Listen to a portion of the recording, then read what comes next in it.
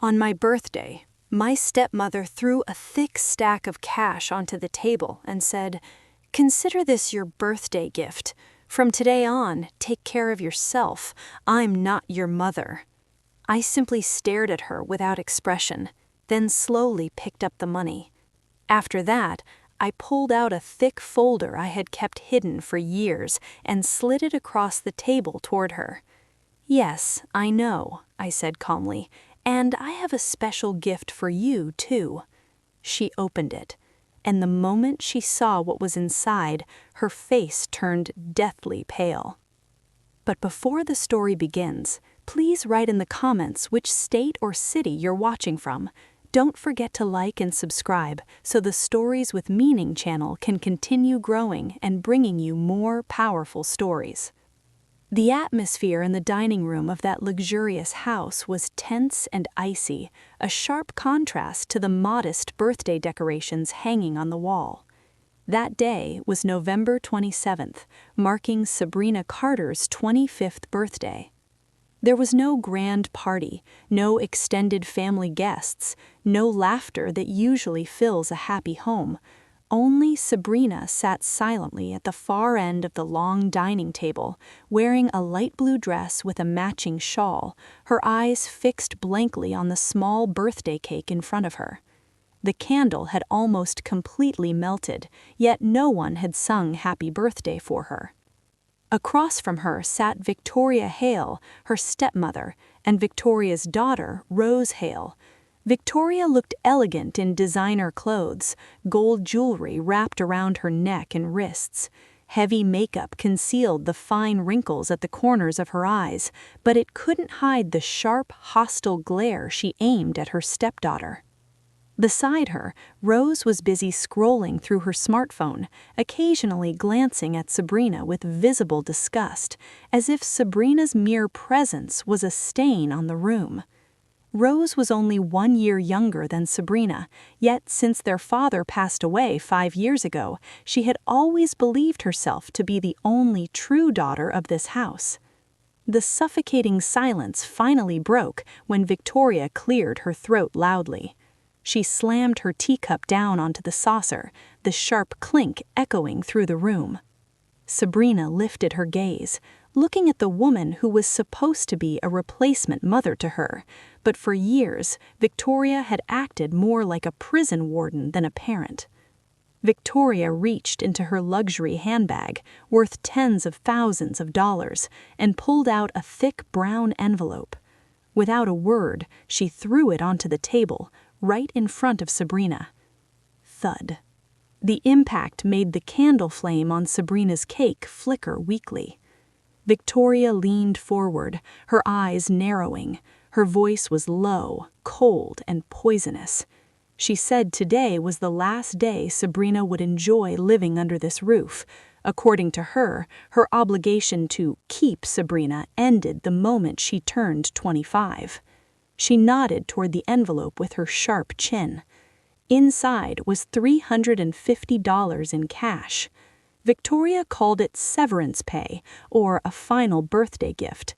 The way she said it was deeply humiliating, as if that amount was enormous for someone like Sabrina, yet pocket change for herself. Rose let out a soft laugh, sweet-sounding but cruel. She put her phone down and joined in, saying that $350 was more than enough to rent a tiny room on the outskirts of Detroit.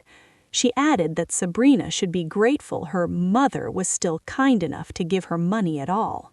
According to Rose, Sabrina should have been kicked out the day their father was buried 5 years ago. She scanned Sabrina from head to toe and sneered at her modest appearance. In her eyes, Sabrina didn't deserve to live in the grand house their father left behind. Sabrina listened to every insult without changing her expression.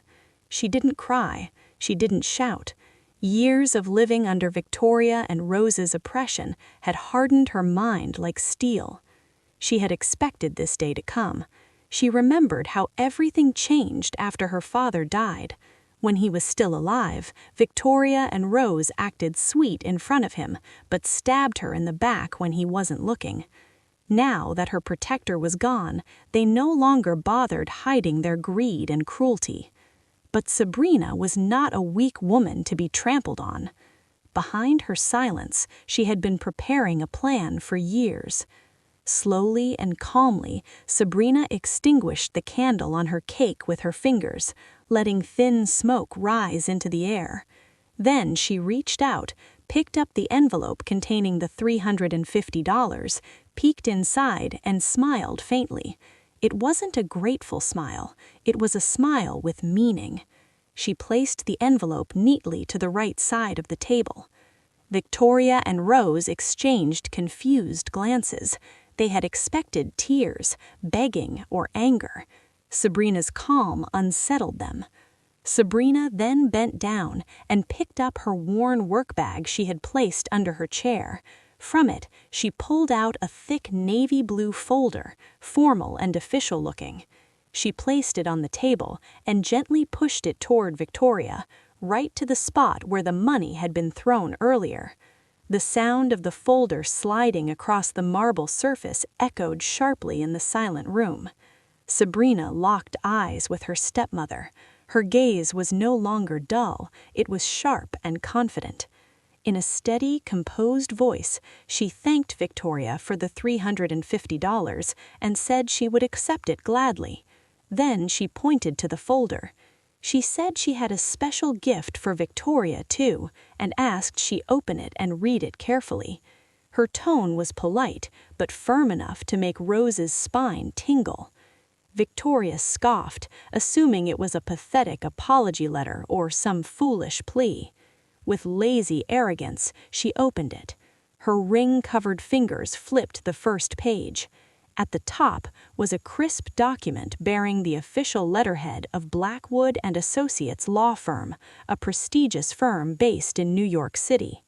Victoria's eyes scanned the text. At first, her mocking smile remained, but second by second it faded. Her face drained of color. Her eyes widened in disbelief. Her hands began to shake violently, causing the paper to tremble. On the top of the document, printed in bold, underlined capital letters, were the words, "Sole Ownership Certificate and Full Power of Attorney in the name of Sabrina Carter, effective upon her 25th birthday."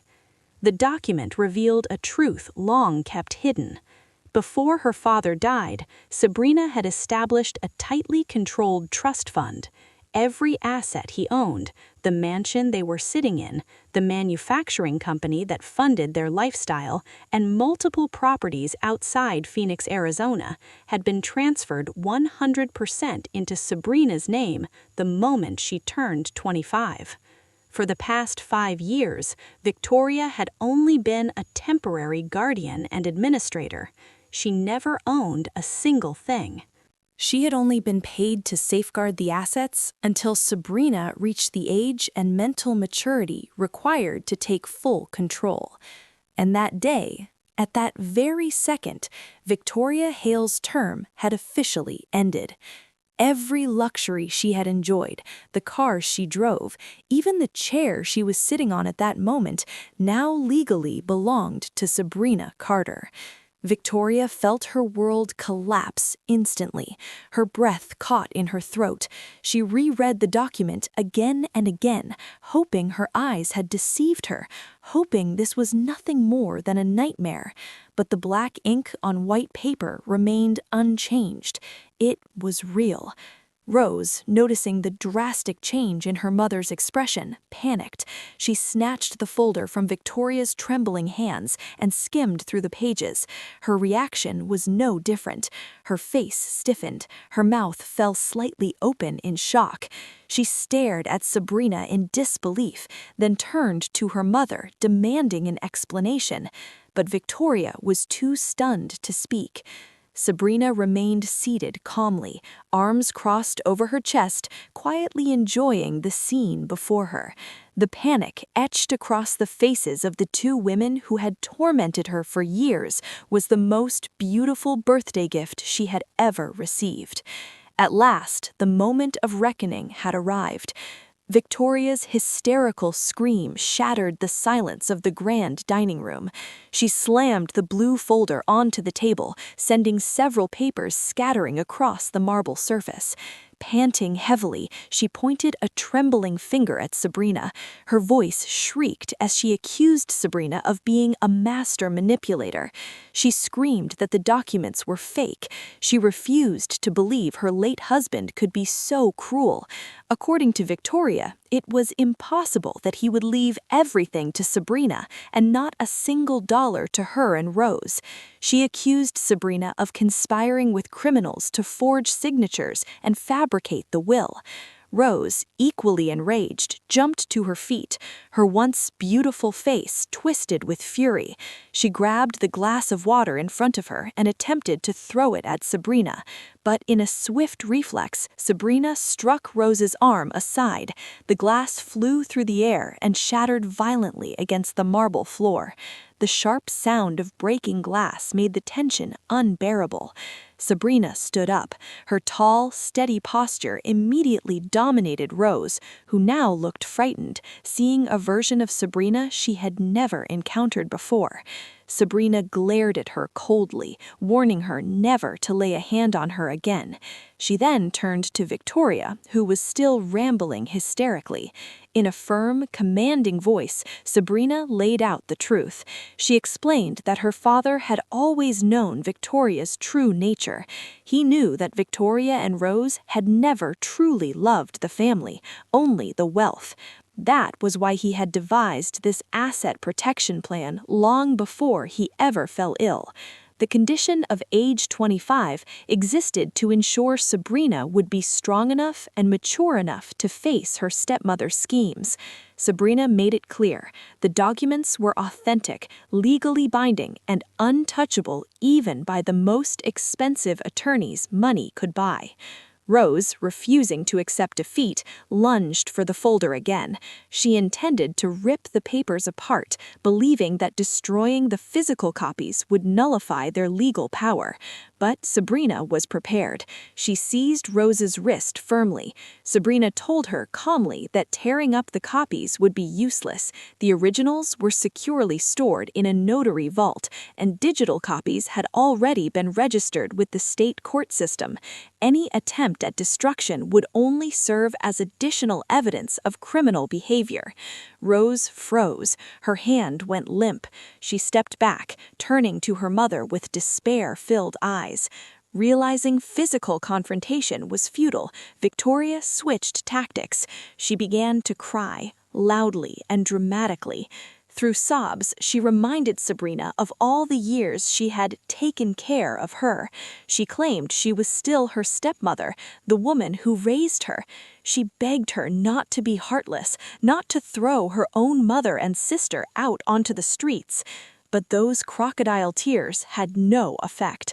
Sabrina's heart had long since frozen after years of cruelty. She responded with a flat stare and delivered a cold ultimatum. They had 1 hour to pack their personal belongings. Only clothing and basic necessities were allowed. Jewelry, vehicles, and all valuable assets had to remain because everything had been purchased using company funds that now belonged to Sabrina. Victoria exploded with rage. She screamed that she wasn't going anywhere. This was her house, her palace. She threatened to call the police if Sabrina dared to force her out. The moment the word police left her lips, a powerful knock echoed from the front door. The unlocked door swung open. A tall young man in a sharply tailored formal suit stepped inside with confidence. Behind him stood 2 uniformed police officers and 2 private security guards dressed in black tactical attire. The man was Rendra, the trusted attorney of Sabrina's late father. For years, he had been monitoring Sabrina's progress from Chicago exactly as instructed in the will. Rendra smiled politely, but his eyes carried unyielding authority. He greeted Victoria with cold formality. He introduced himself as Sabrina Carter's legal counsel and executor of her father's estate. He explained that his presence, along with law enforcement, was not only to ensure a smooth asset transition, but also to address matters far more serious. Victoria fell silent. The sight of the police drained the remaining color from her face. Rose hid behind her mother, trembling. Rendra approached the dining table, opened his briefcase, and placed another stack of documents beside Sabrina's blue folder. He explained that an independent forensic audit firm, Harrington and Cole Financial Investigations, had conducted a comprehensive review of the company's finances over the past 5 years during Victoria's temporary administration. Rendra began reading the findings aloud.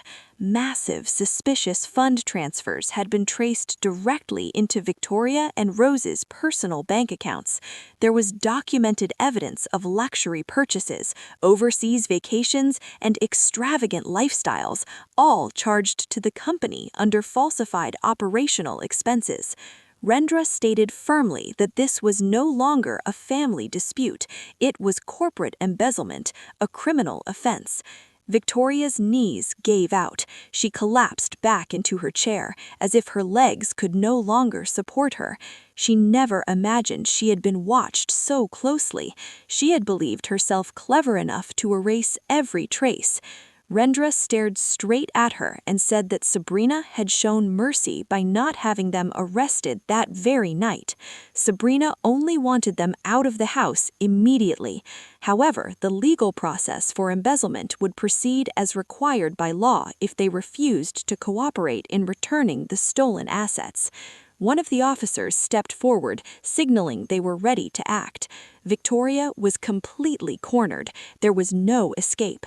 Her wealth was gone, her power had vanished, and prison now loomed before her.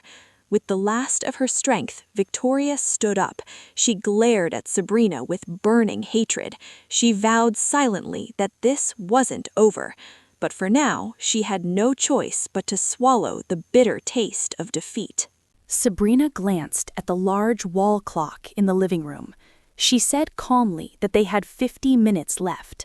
"If you're not outside the gate within 50 minutes," she added evenly, "the police will escort you out by force." Rose broke down into hysterical sobs, clutching her mother's arm and begging her to hurry upstairs and pack. The two women finally rushed up the staircase in panic. Their footsteps hurried and uneven, leaving Sabrina and Rendra alone in the dining room. Once their figures disappeared beyond the stairs, Rendra turned toward Sabrina. The sharp, professional gaze of the attorney softened. "Are you okay, Sabrina?" he asked gently. Sabrina let out a long breath, as if releasing a weight that had been crushing her chest for years. She nodded slowly and thanked Rendra for arriving just in time. Her eyes then drifted to the $350 still lying on the table. She picked up the cash and clenched it tightly in her hand. Money that had been meant to humiliate her had now become the symbol of her first victory. That night, on her 25th birthday, Sabrina didn't receive a lavish party. She received something far more valuable: her life back. The hour Sabrina granted felt painfully short for Victoria Hale and Rose Hale. Upstairs, chaos erupted. The master bedroom, once Victoria's throne of luxury, now looked like a shipwreck. Designer clothes were scattered across the floor. Jewelry boxes lay wide open. Drawers had been yanked out violently, some torn completely off their rails. Victoria moved in frantic bursts, grabbing anything she still believed was valuable. Cold sweat soaked her forehead, washing away the thick makeup she once took pride in. Her breathing was ragged, a volatile mix of exploding rage and choking fear. She tried to shove a velvet box containing diamond watches into her handbag, but her hands shook so violently that the box slipped and fell to the floor. In the adjacent room, Rose cried uncontrollably as she threw clothes into a large suitcase. she couldn't accept the reality that she had to leave this spacious, comfortable bedroom.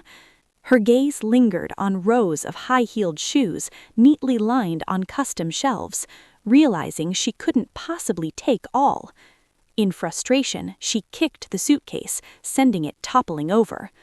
Rose felt deeply wronged. In her narrow mind, all this luxury was her birthright as the favored daughter, despite the fact that her own father had never worked for any of it. She blamed her mother's carelessness. She blamed Sabrina's cunning. She blamed a world that had suddenly turned against her. Just as the clock struck the final minute, a firm knock pounded against their bedroom door. A commanding voice ordered them to come downstairs immediately.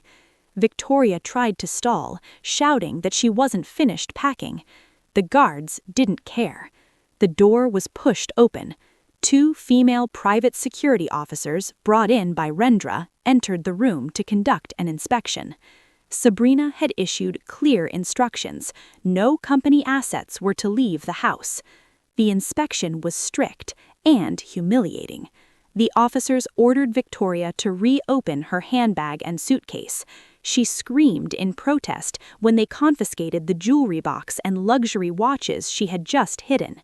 In a flat, professional tone, one officer explained that those items were listed in the company's purchase inventory, bought with a corporate credit card the previous month, making them company property. Victoria lunged forward, clawing at the officer's arm, but she was immediately restrained. Rose met the same fate. The limited edition designer handbags she clutched desperately were pried from her arms. The receipts were registered under the company's name, not personal funds. In the end, they were only allowed to keep basic clothing, toiletries, and items they could prove were purchased with legitimate personal allowance, an amount that turned out to be pitifully small. Descending the staircase became the most degrading moment of their lives. Victoria and Rose trudged down the grand marble steps, each dragging 2 heavy suitcases filled only with clothes. No luxury bags hung from their arms. No chins were raised in arrogance. At the foot of the stairs, Sabrina stood beside Rendra, watching them with a cold, unwavering gaze. Sabrina said nothing. Her silence was more painful than 1,000 insults. Her eyes seemed to say this was the consequence of greed cultivated over years. When the massive front door swung open, cold night air struck their faces. But what shocked them more was the scene outside. The disturbance and the presence of police cars had drawn the attention of neighbors in the elite gated community of Beverly Hills, California. Residents Victoria once looked down on now gathered near the fence, whispering, pointing, watching with undisguised curiosity. Streetlights illuminated Victoria and Rose's swollen, disheveled faces, multiplying their shame. Victoria tried to hide behind her hair, avoiding the judgmental stares. She rushed toward the garage, where a sleek black luxury sedan was parked. That car was her last symbol of status. At least, she thought, she could leave this nightmare with some dignity. Her hands trembling, she dug through her clothes for the remote key, thankfully not confiscated earlier. She pressed the unlock button repeatedly. Nothing. No beep, no flashing lights. The car remained lifeless, like a dead slab of metal. Victoria panicked. She pressed the button harder, even pounding on the window with her fist. Rose, standing beside her, whined in confusion, asking why they couldn't get in. They needed transportation. They couldn't possibly drag heavy suitcases out of the compound on foot. Rendra stepped outside, following them into the garage area, moving with deliberate calm. In his hand was a glowing tablet. He cleared his throat lightly to get their attention. In a polite but cutting tone, he explained that the sedan, like the house and everything in it, was registered as a corporate executive asset. In accordance with lawful asset takeover procedures, the company's IT department had remotely reset the vehicle's security system 5 minutes ago. The key Victoria held had been deactivated and no longer recognized by the car. Victoria stared at Rendra blankly, her mouth hanging open. Her last hope of leaving with even a shred of dignity was gone. Rendra added that they were welcome to walk to the security post at the front of the community, where taxis are usually available. Or, if they preferred to save money, the nearest public transit stop was about 1 kilometer from the gate. His words were logical and devastating. They were especially cruel to ears accustomed to never touching asphalt beneath plush leather seats. The house security guard, once frequently insulted by Victoria, approached with a neutral expression. He opened the small side gate next to the main fence and gestured curtly for them to leave. No respect, no farewell, only an unspoken command: get out. Victoria and Rose had no choice. Under the gaze of dozens of neighbors whispering about their downfall, they began dragging their suitcases out of the grand property. The sound of rolling luggage rattling over brick pavement echoed loudly in the quiet night, in rhythm with the collapse of their pride. Each step away from the house felt unbearably heavy. Rose continued sobbing, complaining about her aching feet, cursed by high heels never meant for walking far. Victoria Hale walked ahead with a vacant, unfocused stare. Her mind was still struggling to process how her life had turned upside down in a matter of hours. Behind them, the iron gates of the grand mansion slowly closed automatically. The heavy clang of metal locking echoed through the night, marking the end of Victoria Hale's reign in a palace that had never truly been hers.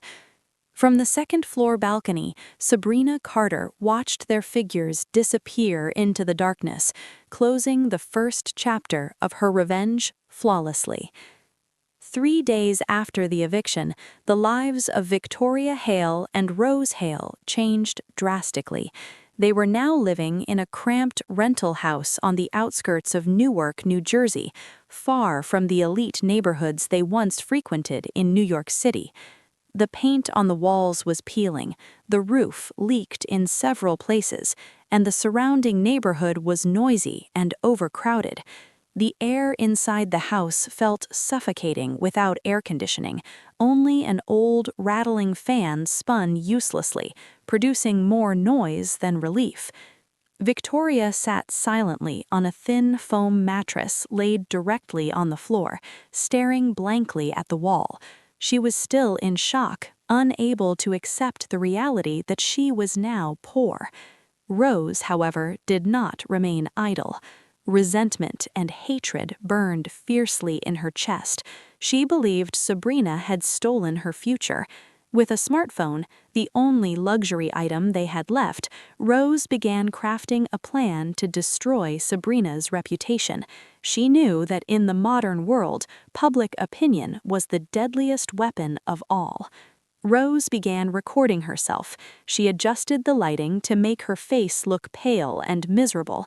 She deliberately left her hair uncombed and allowed her eyes to appear swollen, enhancing the dramatic effect.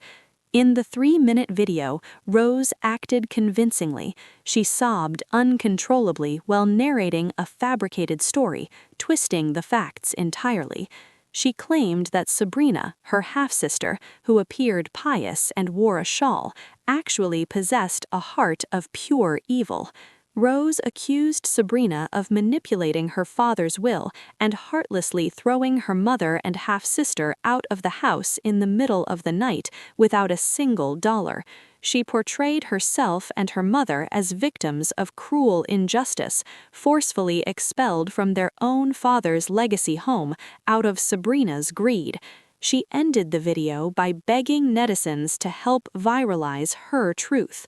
The video was uploaded across multiple social media platforms under a provocative title: "Heartless Stepdaughter Kicks Out Mother and Sister for Inheritance." As Rose predicted, the video exploded within hours. Social media algorithms thrived on sensational family drama. Comment sections were instantly flooded with thousands of furious users. Netizens who knew nothing of the real story lashed out at Sabrina. They called her a woman who wore a shawl but had a heart of stone, a wolf in sheep's clothing, and countless other cruel names. Old photos of Sabrina were pulled from her social media accounts and spread as targets of hatred. At the corporate headquarters, tension filled the air. Employees whispered among themselves as the viral news spread. Rendra, now officially appointed as the company's legal advisor, entered Sabrina's office with visible concern. He showed her a tablet displaying charts of rapidly rising negative public sentiment towards Sabrina and the company. Rendra urged them to immediately release an official press statement denying the accusations, and he also recommended filing a defamation lawsuit against Rose as soon as possible to prevent further damage to the company's image and a potential stock plunge. Rendra was restless. He did not want Sabrina to be destroyed by such cheap slander. Sabrina, however, remained remarkably calm. She sat in her executive chair, gazing at the city skyline through the floor-to-ceiling windows. There was no trace of panic on her face. She twirled a pen between her fingers, as if contemplating her next chess move. Turning to Rendra, she gave a faint smile. She said that issuing written clarifications or official statements would only make netizens believe she was desperately defending herself. In the war of public opinion, words often lose to visual evidence. She told Rendra to do nothing for now. She would handle it her own way, an approach that would be far more elegant and far more lethal. That night, as online hatred reached its peak, Sabrina activated a live stream from her office using the company's official account, which had millions of followers. The notification instantly drew massive attention. Within seconds, the viewer count skyrocketed. The comment section overflowed with insults and demands for Sabrina to apologize to her mother and sister. Sabrina appeared composed, polished, and authoritative. She did not look like someone under pressure. She offered no greetings, she did not apologize, she did not lash out.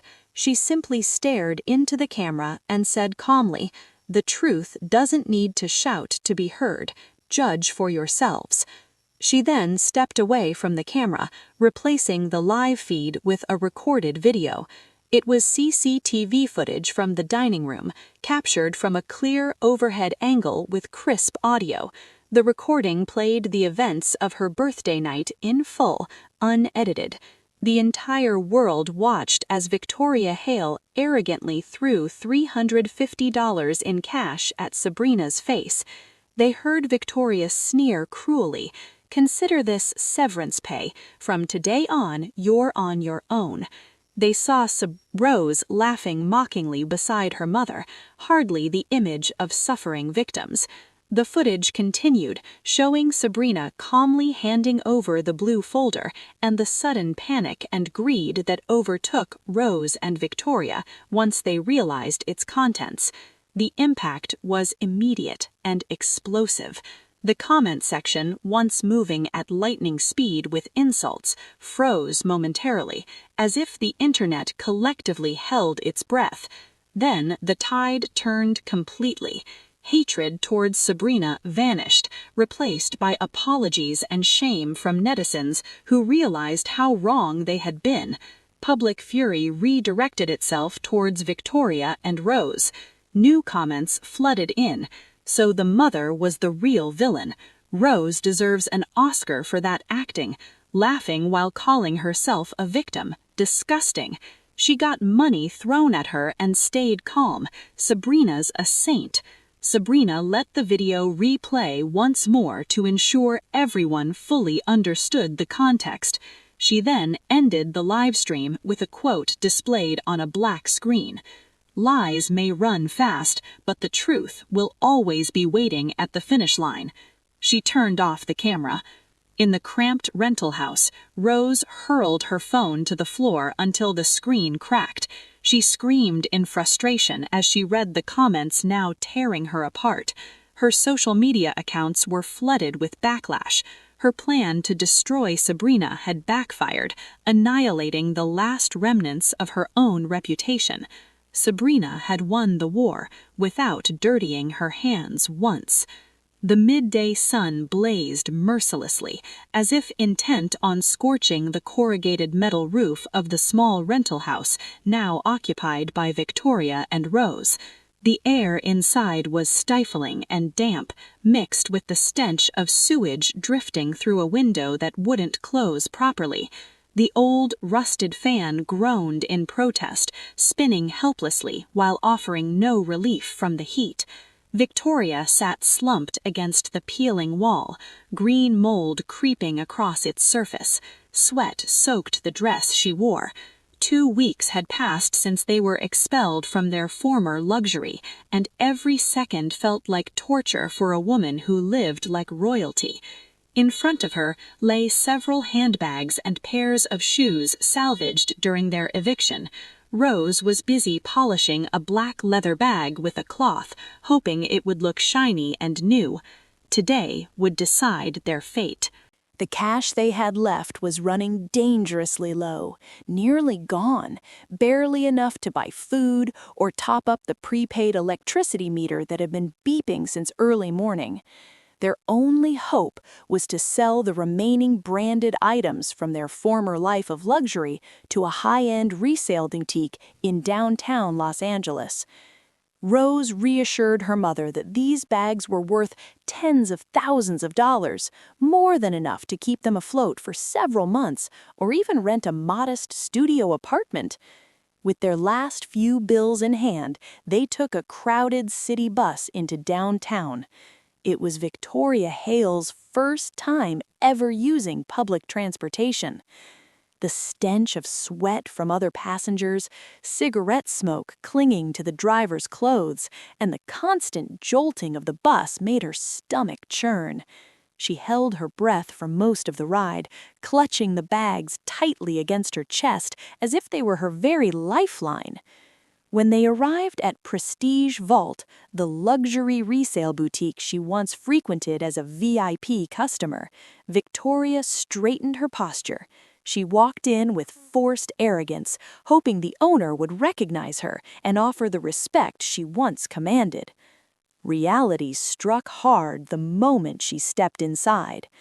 The shop owner, a sharp-eyed, middle-aged woman, greeted them with a cold, professional stare. There was no warm smile, no offer of water or coffee, just a flat welcome. Victoria placed the bags confidently on the glass counter, quoting a high selling price. The owner said nothing. She slipped on white gloves and began inspecting the bags with a magnifying glass and a special flashlight, checking the stitching, metal logos, serial numbers. A minute later, she removed her gloves and shoved the bags back across the counter. "I don't deal in junk," she said bluntly. Victoria's eyes widened in fury. She snapped back, insisting the bags were authentic, purchased at official boutiques overseas. The owner let out a cold laugh and calmly explained, detail by detail, that every bag was a high-grade counterfeit, premium knockoffs. The stitching was off, the leather type was wrong, the serial numbers weren't registered in the brand's database. Victoria stood frozen. For years, she had asked her socialite friends to buy luxury goods for her while traveling in Europe, and now she realized she'd been deceived for years, robbed blind by people she trusted. What she believed were six-figure investments were nothing more than worthless trash. Rose desperately tried to offer another bag she was sure was real. The owner asked for authenticity certificates and proof of purchase. Rose fell silent. Those documents were locked away in the safe at their former mansion, now seized assets under Sabrina Carter's corporate control. Without certificates, even genuine bags were valued no higher than ordinary market purses. They left the boutique utterly shattered. In the end, the bags were sold at a flea market on the outskirts of the city for a humiliating price, barely enough to buy food for a few days and pay off their overdue electricity. The trip home felt unbearable. Rose cried the entire way, blaming her mother for being foolish enough to fall for fake luxury. Victoria said nothing, her gaze hollow. Hunger twisted painfully in her stomach, a sensation she had never known before. And in that despair, a desperate idea surfaced, an idea so degrading it made her chest tighten. But she had no choice. She had to see Sabrina. The next morning, Victoria Hale stood in the lobby of the towering corporate headquarters once owned by her late husband, now fully controlled by Sabrina Carter. The skyscraper gleamed under the California sun, a symbol of power she once enjoyed. She wore the best clothes she had left, wrinkled, poorly ironed, but still an attempt at dignity. She approached the reception desk hesitantly. The receptionist, a young woman Victoria used to yell at during her visits, now looked at her with polite detachment. She asked for ID and the purpose of the visit, treating Victoria like an uninvited guest, not the former owner's wife. After nearly 2 hours waiting on a cold leather sofa, she was finally allowed upstairs. Not to the executive floor. She was directed instead to a small waiting room near the parking level. Victoria sat nervously. The door opened. Sabrina Carter entered. She wore a tailored business blazer, elegant and modern, a soft shawl draped neatly over her hair. Her face was calm, makeup minimal, yet her presence radiated authority. She did not sit. She stood near the door, keeping her distance. "What brings you here, Victoria?" she asked flatly, after everything that happened on social media. Victoria swallowed hard, her pride crumbling. Her voice trembled as she said she needed a job, any job. She explained their dire situation, hoping for a trace of mercy. She even offered to work as a basic administrative staff member, reminding Sabrina that she once assisted her husband's business affairs. Sabrina listened without expression. When Victoria finished, she smiled faintly, a smile impossible to read. She explained that the company was undergoing cost-cutting measures and had no openings, especially not for someone with a history of financial misconduct. Then she added calmly, "There is one position available." It was a special cleaning assignment for the old archive warehouse behind the main building, filthy, damp, thick with dust, and infamous for rat infestations. The job required lifting heavy boxes and cleaning rodent waste daily. Victoria stared in disbelief. Her, who had never touched a broom? Then Sabrina delivered the final blow. The salary would be $350 per month, the same amount of money Victoria once threw into Sabrina's face on her birthday. This wasn't just a job offer, it was humiliation, wrapped in elegance. A test. Was Victoria Hale's pride still worth more than her hunger? Her face flushed with rage and shame.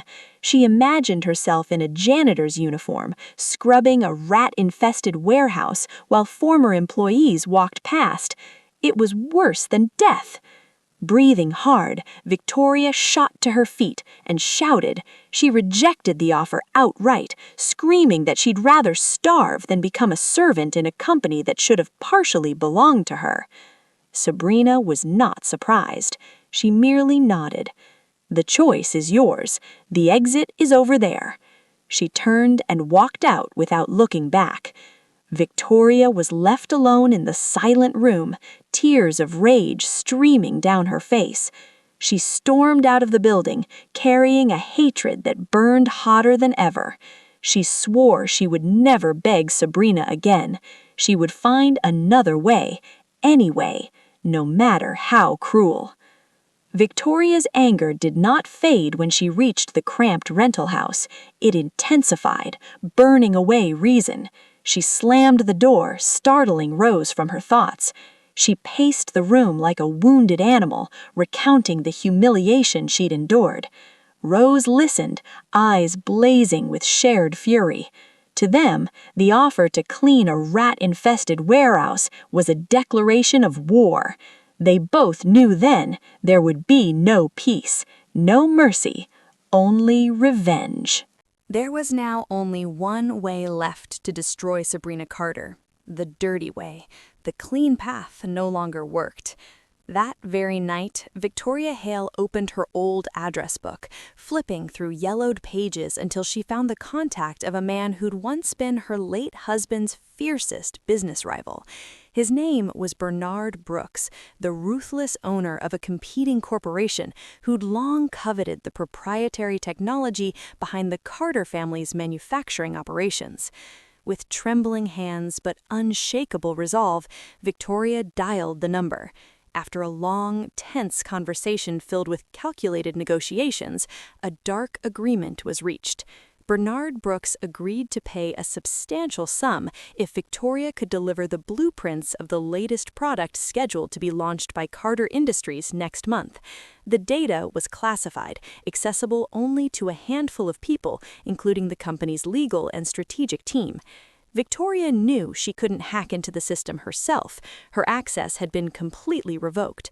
But she knew exactly who still held the keys besides Sabrina. That person was Rendra, the young lawyer who also served as the company's strategic advisor. Victoria realized Rendra was both the weak point and the gateway. She turned slowly to Rose Hale, her beautiful daughter, the only valuable asset she had left. The plan was born. Rose would approach Rendra. She would use her beauty to seduce him, lower his guard, and steal the data from his laptop or phone. At first, Rose hesitated. She knew Rendra was intelligent and principled, but the thought of rotting forever in that foul-smelling rental house was far more terrifying than the risk of failure. Rose began preparing. She pulled out the finest evening gown she owned, hidden at the very bottom of her suitcase, the only dress that hadn't been seized or sold. She dressed meticulously, masking her exhaustion beneath flawless makeup. She studied Rendra's routine through social media, tracking the cafes and places he frequented. The opportunity came 2 days later. Rose accidentally bumped into Rendra at an upscale cafe in downtown Los Angeles, where he often stopped for his afternoon coffee. Her performance was perfect. She looked fragile, remorseful, on the verge of breaking. She apologized for everything that had happened, claiming she'd been forced by her mother and that she actually wanted peace with Sabrina but was too afraid. Crocodile tears fell right on cue. Rendra looked surprised, then softened. He listened sympathetically as Rose poured out her fabricated confession. Sensing the hook had been taken, Rose bravely invited him to dinner as a gesture of apology and gratitude. Rendra accepted. That evening, they met at an elegant, fine dining restaurant, luxurious, refined, and painfully distant from Rose's current reality. The moment she stepped inside, her confidence returned. She caught admiring glances from staff and patrons alike. For a brief moment, she felt like royalty again. Rendra waited at a dimly lit corner table, his sleeves rolled up over a crisp white shirt. He looked composed, confident. Rose sat across from him, smiling sweetly. Throughout dinner, she unleashed every ounce of her charm, laughing softly at his jokes, brushing his hand lightly, praising his intelligence repeatedly. Rendra responded warmly, reinforcing her belief that he was already under her spell. Midway through the conversation, Rose gently steered the topic toward work. In an innocent tone, she asked about the major project Rendra was handling. Pretending ignorance, she coaxed him to explain confidential details. Rendra spoke casually. He even placed his phone and work tablet openly on the table, as if completely unguarded. Rose spotted her golden opportunity. She pretended to spill water on her dress and excused herself to the restroom, hoping Rendra would remain distracted or leave his devices unlocked. But before she could stand, Rendra caught her wrist. The warmth in his smile vanished, replaced by a cold, flat expression that sent a chill down Rose's spine. The romantic atmosphere evaporated instantly. Rendra picked up his phone, not to put it away, but to place it in the center of the table. He tapped the screen and activated the speaker. "You hear all of that, Sabrina?" he asked calmly. Sabrina Carter's voice rang out, clear, sharp, cutting through the silence. "Perfectly clear, Rendra. Your acting was impressive, and Rose, your attempt to bait him into leaking Project X was pathetic." Rose froze. Her beautiful face drained of color. Her heart seemed to stop. She understood now. This had all been a trap. Rendra had never believed her tears at the cafe. He had never been seduced by her charm tonight. Everything had been orchestrated by Sabrina and Rendra together to catch her red-handed. Rendra stared at Rose, then pulled a small recording device from his jacket pocket. "Rose," he said, his voice now that of a prosecutor in court, "this entire 1-hour conversation has been recorded. Your attempt to bribe me into granting access to corporate data, offering both your body and money, and your explicit mention of Bernard Brooks as the buyer is more than enough to charge you with attempted theft of trade secrets and bribery." Rose's body trembled violently. She tried to deny it, stammering excuses, but Rendra's next words silenced her completely. "The police are on their way. They're already in the front parking lot." He paused deliberately. "You have 2 options, Rose. Get arrested here, in front of every guest in this elite restaurant, or run through the back door and leave your mother to face the consequences alone." Rendra offered that escape on purpose. He wanted to see how broken this family was.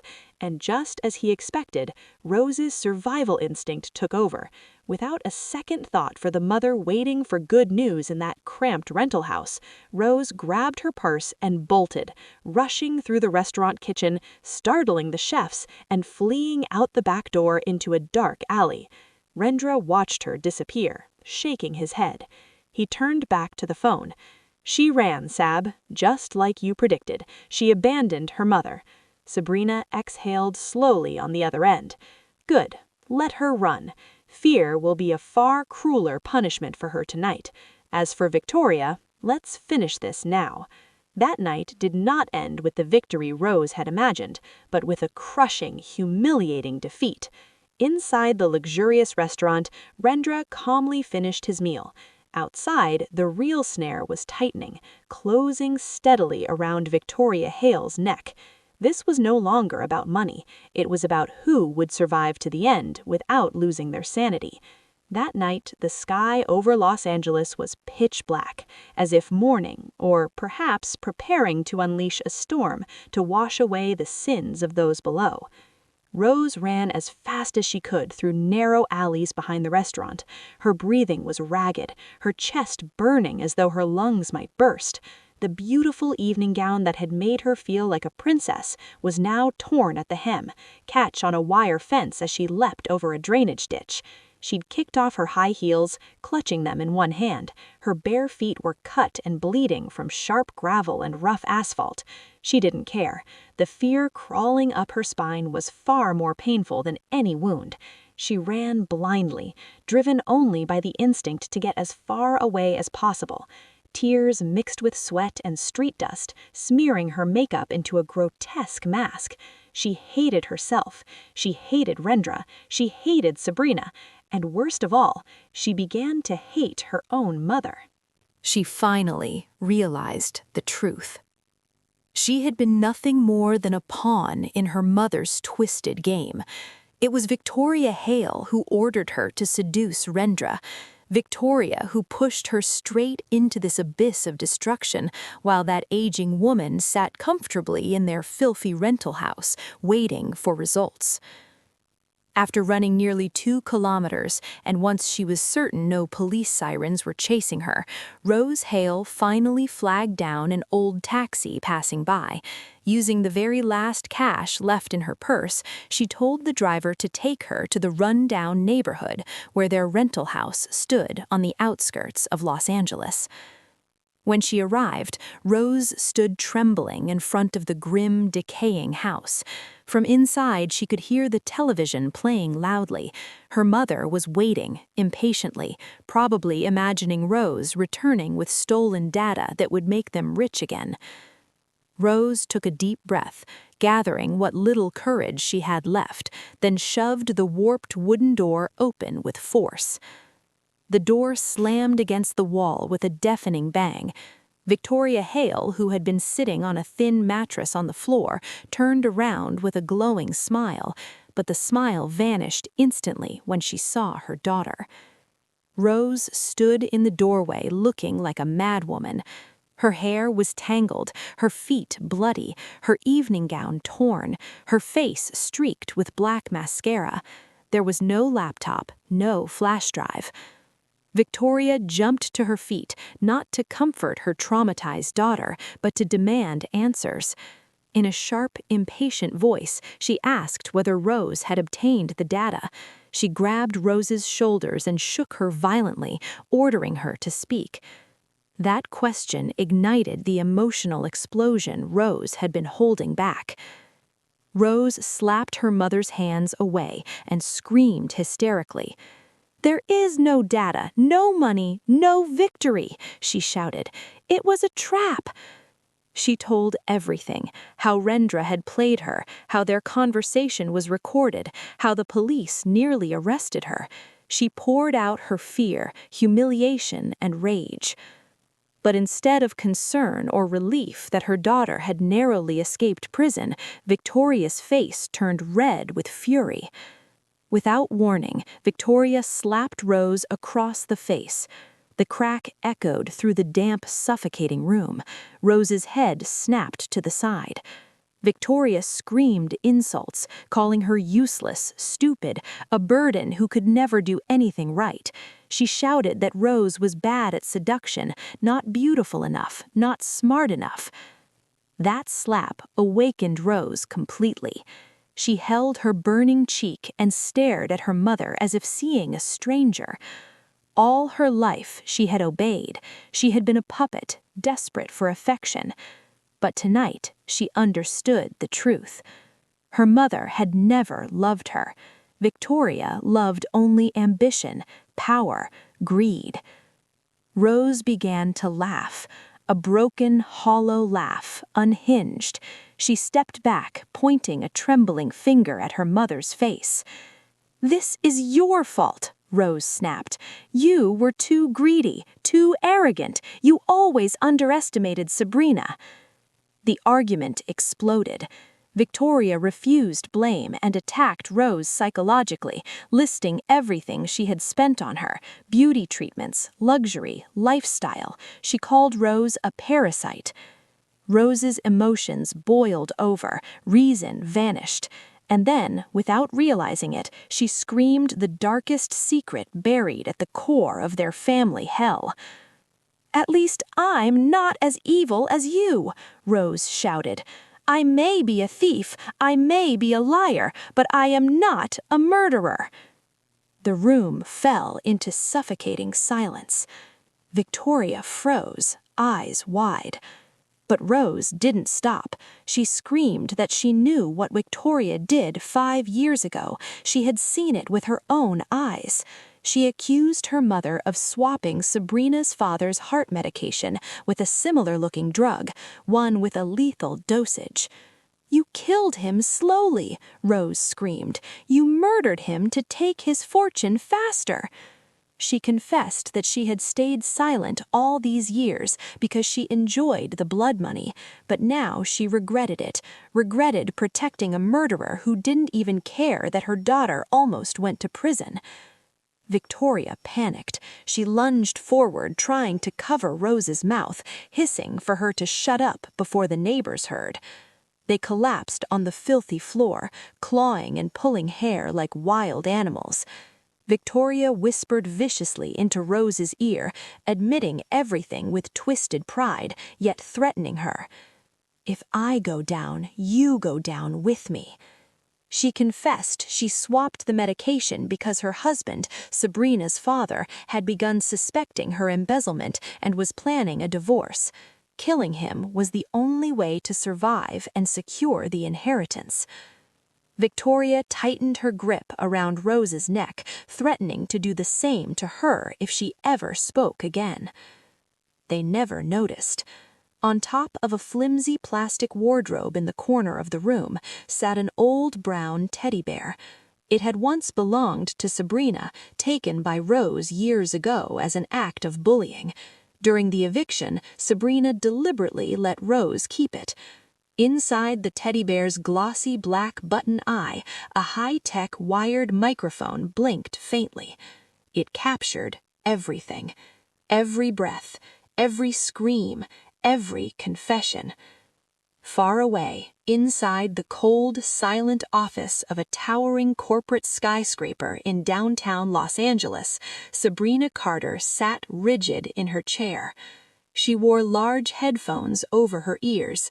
Tears streamed down her face, soaking her cheeks and her shawl. Her hands gripped the armrests until her knuckles turned white. Across from her stood Rendra, his face tense as he listened to the same recording through the computer speakers. The confession was clear as crystal. Rose's accusations, Victoria's admissions, her motive, her crime. It was undeniable evidence, the proof Sabrina had searched for silently for 5 years. Sabrina slowly removed the headphones and placed them on the desk. Her chest ached with unbearable pain as she faced the truth about her father's death. But beneath the pain was relief. The final piece of the puzzle had been found. Her father had not died of natural causes. He had been murdered by the woman who slept beside him. Sabrina wiped her tears with the back of her hand. Her gaze hardened, cold and razor-sharp. She looked at Rendra and nodded once. Rendra understood. No words were needed. The game was over. Now came execution. Sabrina whispered, more to herself than to Rendra. Blood demands blood, but I will make you pay with the rest of your lives behind bars. The next morning, the atmosphere inside Victoria Hale's rental house was strange and heavy. After the violent fight the night before, mother and daughter didn't speak. They sat far apart, trapped in shared hatred. Rose with a bruised face and swollen eyes, Victoria with disheveled hair and a paranoid stare. Then, suddenly, the sound of a motorcycle stopping outside. A courier shouted from the front. Victoria slowly stood and opened the door. The courier handed her a large, elegant gold envelope, luxurious and unmistakably expensive. In stark contrast to the slum-like neighborhood where they lived, the envelope looked absurdly luxurious. With trembling hands, Victoria Hale opened it. Inside was an official invitation printed on thick ivory paper, embossed with elegant gold lettering. The invitation was from Sabrina Carter's corporation. It was a VIP invitation to attend a gala dinner celebrating the launch of a future flagship project scheduled for that very evening at the Borum Hotel, New York's most exclusive 5-star hotel. At the bottom of the invitation, tucked neatly inside, was a small card bearing a handwriting they recognized instantly, Rendra's handwriting. The message read, "Sabrina wants peace. She's afraid sensitive information might leak after last night's incident involving Rose. Come, let's discuss proper compensation and a confidentiality payout to keep the company's secrets safe." Victoria Hale's eyes lit up instantly. Every trace of fear and despair evaporated, replaced by a euphoric surge of greed. She burst into loud laughter, a chilling, triumphant sound. She rushed toward Rose, shaking her daughter violently as she shoved the invitation into her hands. "We won," Victoria shouted. "She's terrified." In Victoria's warped logic, Sabrina must believe that Rose still possessed a copy of the data, or at least had powerful connections capable of destroying her empire. Paying them off was safer than risking corporate collapse. Rose felt uneasy at first, but as she read between the lines, imagining the implied millions of dollars in hush money, her doubts slowly faded. The dream of returning to wealth blinded her reason once again. That very afternoon, they prepared obsessively. With their last remaining cash, they visited a cheap salon, styled their hair, and rented evening gowns. They wanted to look like victors. They wanted the world to believe they were still untouchable. Victoria wore a tight, fiery red dress. Rose chose a black gown with a dangerously high slit. Heavy makeup concealed exhaustion, bruises, and the scars of the previous night's violence. Their confidence soared. They imagined leaving the hotel with a check worth millions of dollars, moving out of the rotting rental house by morning. That night, they arrived at the Borum Hotel. The ballroom was breathtaking. Massive crystal chandeliers, fresh floral arrangements, polished marble floors. The room buzzed with elite guests, foreign investors, government officials, corporate executives, and media elites. Victoria and Rose's entrance drew attention. Former associates whispered, casting uneasy glances their way. Victoria lifted her chin proudly, mistaking judgment for envy. She strode forward, arm locked with Rose's, straight to the front row. 2 VVIP seats, their names already printed. They sat directly before the stage. To Victoria, this confirmed everything. Sabrina was desperate. She wanted peace. From across the room, Rendra nodded politely. Victoria returned the gesture with a smug smile. The lights dimmed. A spotlight illuminated the stage. Sabrina Carter emerged from behind the curtain. She was stunning. She wore a navy silk gown adorned with subtle beadwork, elegant, restrained. A matching satin shawl draped gracefully over her shoulders. She looked every inch a queen, composed, commanding, untouchable. She stepped up to the podium and surveyed the audience. Her gaze stopped precisely on Victoria and Rose. She smiled, but the smile never reached her eyes. Her voice was calm, authoritative, as she spoke of legacy, of integrity, values taught by her late father. She spoke of her company's commitment to cleansing corruption that hindered progress. Victoria nudged Rose and whispered smugly, convinced corruption referred to the stolen data issue. Then Sabrina said, her voice echoing across the ballroom, "Tonight, I want to present a special project. This project is not about the future. It is about correcting the past. I call it Project Justice." She pressed a button. Behind her, the massive LED screen lit up, not with stock charts, not with promotional videos, but with a moving audio waveform. Then a voice thundered through the concert-grade speakers. Rose's voice. "I know what you did 5 years ago. You swapped my father's heart medication." The room froze. Gasps rippled through the crowd. Victoria's face drained of color. She tried to stand, to scream, but her legs failed her. Then another voice played clear, cold, merciless. Victoria's voice. "Yes, I did it. He was getting suspicious. Killing him was the only way to protect myself and secure the inheritance." The confession echoed repeatedly, bouncing off the gilded walls. Investors covered their mouths in horror. Journalists scrambled, cameras flashing non-stop. Victoria understood then. This wasn't a negotiation. This was a public execution. Beside her, Rose collapsed into hysterical sobs, hiding her face, crushed by unbearable shame. Sabrina stood silently on the stage. She didn't need to say another word. The evidence spoke louder than any accusation. Suddenly, the side doors burst open. A major crimes unit task force, armed and tactical, stormed in with disciplined precision. Guests parted in terror as the officers advanced. Bootsteps echoed across the parquet floor, each step counting down the end of Victoria's freedom. Victoria tried to flee. She turned and ran straight into Rendra. No polite smile this time, only cold steel in his eyes. "Leaving already, Victoria?" he said quietly. "The show's just getting started." The officers moved in. There was no resistance. Handcuffs snapped shut around Victoria's wrists, the metallic click deafening in the silence. An officer read the charges aloud.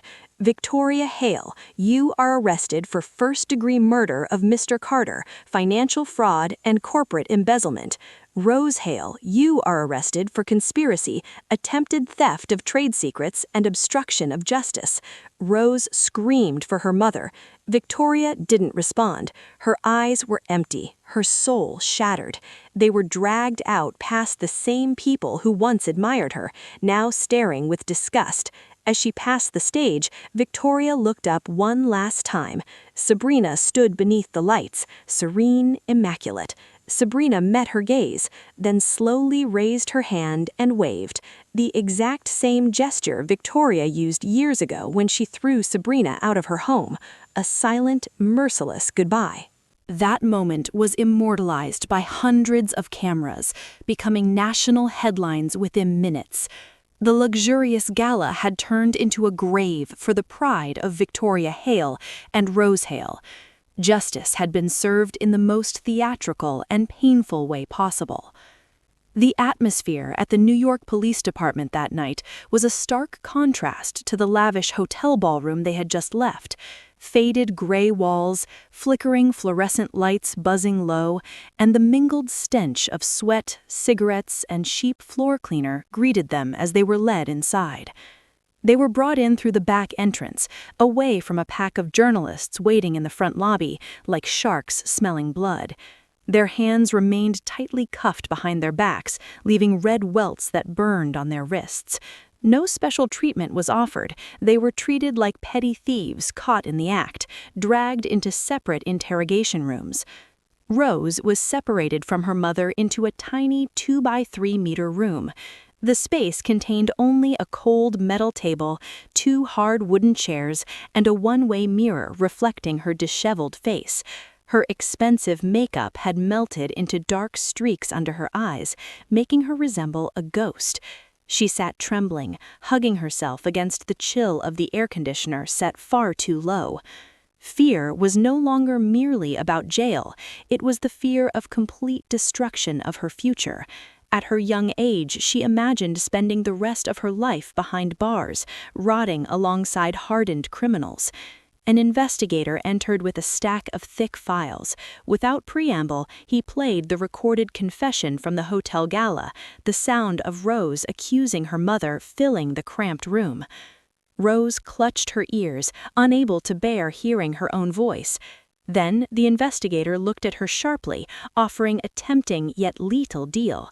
She could receive a lighter sentence if she agreed to become a key witness, detailing how the murder was carried out and proving she had not directly participated in the killing. Instinct took over. Rose's loyalty to her mother evaporated instantly. Tears streaming down her face, she began to speak. She poured out every wrongdoing onto Victoria. Rose testified that her mother had been the mastermind, detailing how Victoria often coerced her into spying on Sabrina's father, how Victoria planned the deadly medication swap months in advance, and how she threatened to kill Rose if she revealed anything. Rose positioned herself as a victim of her mother's manipulation, admitting she stayed silent out of fear for her own life. In the next room, Victoria faced a hotter situation. She didn't cry, she raged, yelling at officers, demanding her personal attorney, claiming everything was a trap, a digital fabrication created by Sabrina.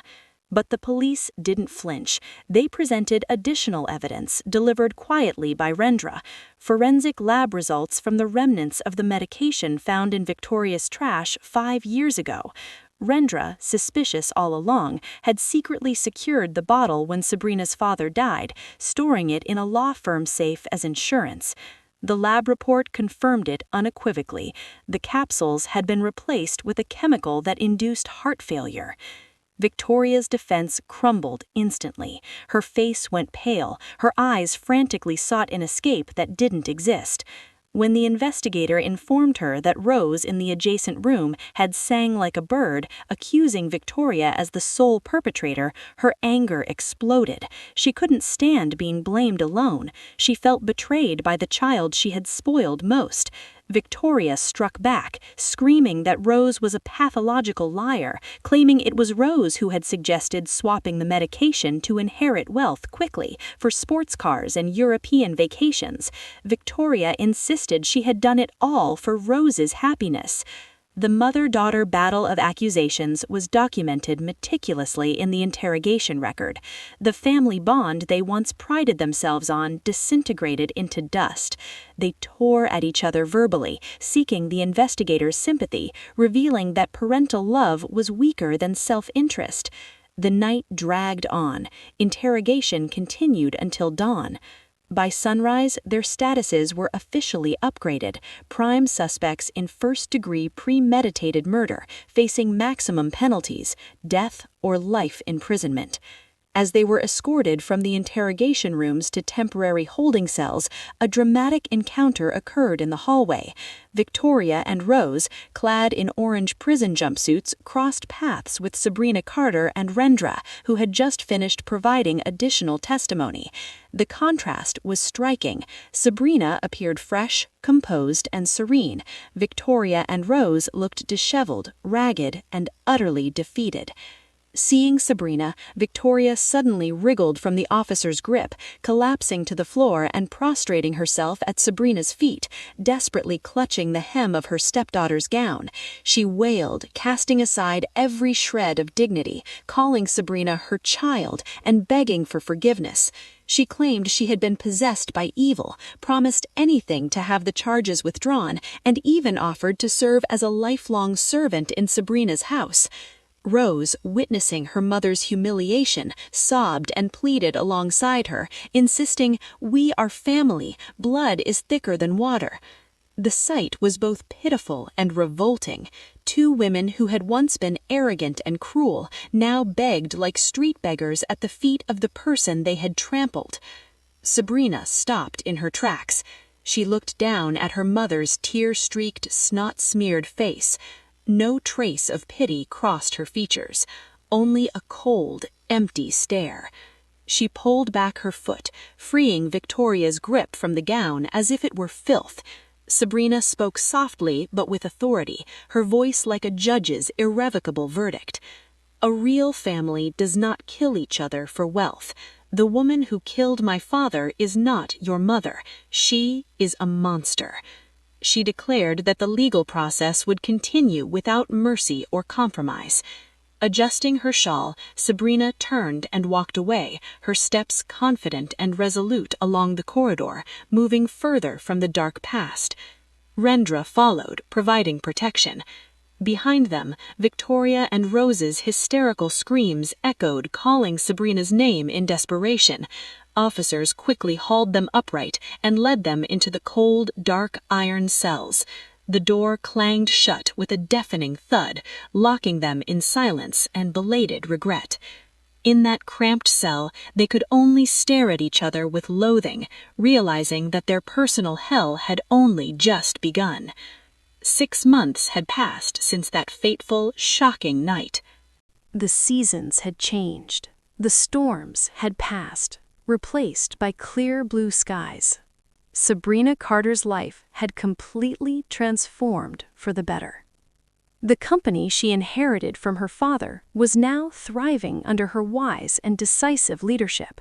She had successfully eradicated all the corruption left by the previous management and steered the business towards transparency.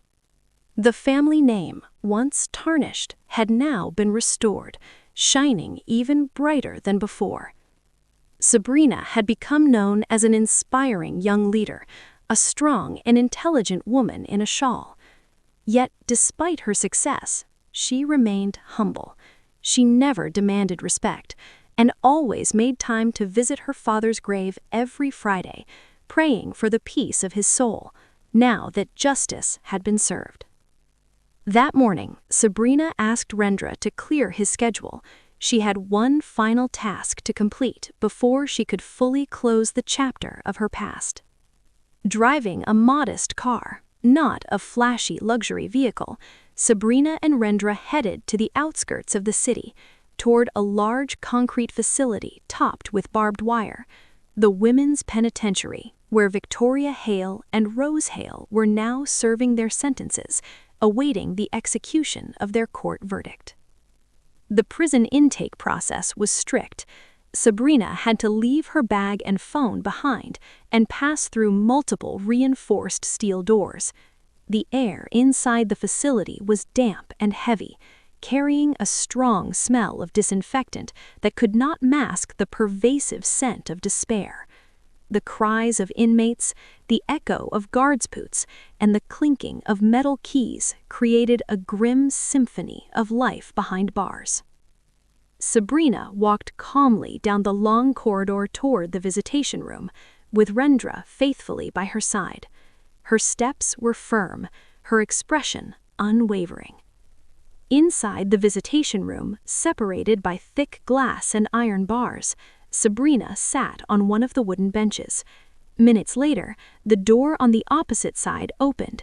Two women in faded blue uniforms were escorted in by prison officers. Their appearance was shocking. They were barely recognizable. It was Victoria Hale and Rose Hale, yet they looked worlds apart from the glamorous socialites they had been 6 months ago. Victoria looked extremely aged. Her hair, once dyed jet black and styled at expensive salons, was now completely white, dull and cut haphazardly. Deep wrinkles lined her face. Her skin sagged without Botox or luxury skincare. She had grown thin and frail, her cheekbones protruding sharply. Her once sharp eyes were now sunken and dim, radiating total defeat. Rose was equally pitiful. The girl who had once flaunted her beauty now appeared wilted. Her face was covered with acne caused by stress and unclean water. Scratch marks marred her cheeks, likely from fights with other inmates. She kept her head bowed, her posture stooped, as if carrying an invisible weight. They sat across the glass, staring at Sabrina with eyes that conveyed a complicated mix of shame, fear, and a faint, desperate hope that her visit might bring good news or aid. Victoria was the first to speak. Her voice was hoarse and raspy, like that of an old, frail woman. She awkwardly asked about Sabrina's well-being, attempting a polite tone. Then she began to rant, complaining about the inhumane prison conditions, hard, spoiled food, bathing water smelling of dirt, and cellmates who beat her or took her meals. She begged Sabrina for money or at least food from a restaurant, even asking for a foam mattress because sleeping on the cold cement floor hurt her back. Rose remained silent, crying. Tears streaked her face and fell onto the table. She dared not meet Sabrina's eyes, fully aware of the magnitude of her sins. Rendra, sitting beside Sabrina, shook his head at Victoria's complaints. She still only thought of personal comfort, not the true gravity of her crimes. She regretted suffering, not killing. Sabrina listened without interrupting, letting Victoria spill every grievance. When Victoria finally stopped panting, Sabrina smiled, a calm, piercing smile. She did not answer the requests. Instead, she reached into the pocket of her gown and retrieved a thick white envelope. Victoria's eyes immediately lit up, assuming it was money or financial aid. Her thin hands trembled, pressing against the glass as if trying to grab the envelope through it. Sabrina placed the envelope on the table, just in front of Victoria's face. Then she spoke softly, yet her words were crystal clear to both women. Sabrina reminded them of her 25th birthday, recalling the moment Victoria had thrown $350 at her face and told her to leave.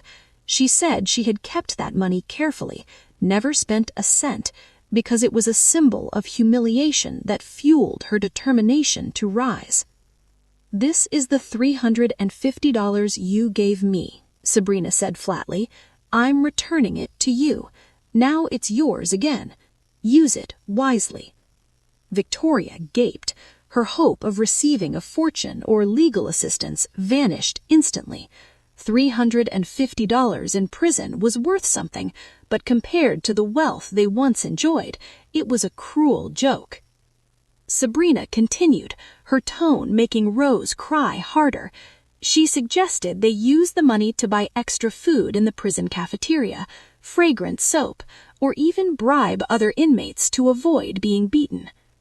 Consider this a final charity from someone who used to be your family, now living in hardship. Enjoy your new life here. You have a lifetime to reflect on your actions.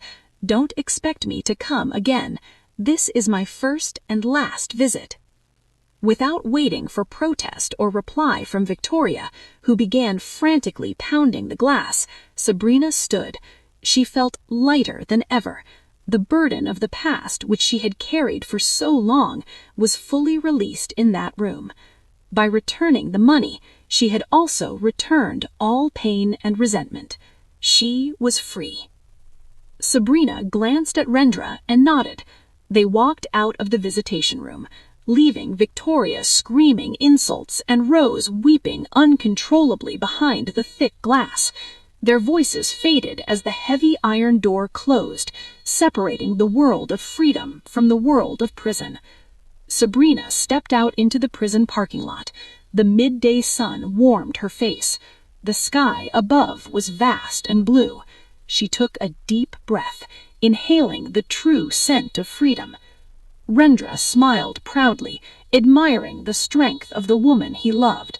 Side by side, they walked to their car, ready to embrace a bright future, leaving Victoria and Rose locked away in the darkness they had created. Justice had been served, and karma fully paid.